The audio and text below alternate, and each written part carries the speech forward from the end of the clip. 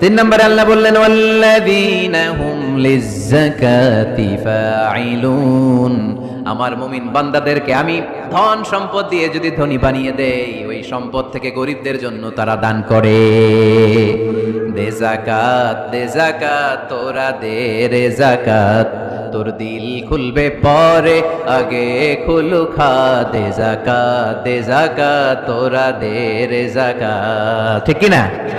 ওফি আমওয়ালিহিম হাক্কুন লিসাইলি ওয়াল মাহরুম, তোমার সম্পদে গরিব দুঃখীর অধিকার আছে। আমি যে যাকাত দেই এটা আমি কিন্তু করুণা করি না, বরং ও যাকাত নিয়ে ও আমারে করুণা করে। কথা বুঝতে পেরেছেন? আমি যাকাত দেওয়াটা আমার উপর ফরজ, কিন্তু যে গরিব ওর জন্য কি যাকাত নেওয়া ফরজ? ওর ঘরে টাকা নাই, ও বললো আমি রোজা রাখবো কিন্তু যাকাতের টাকা নিব না, কোনো সমস্যা আছে? কিন্তু আমি যদি কই যাকাত দিব না, সমস্যা আছে না নাই?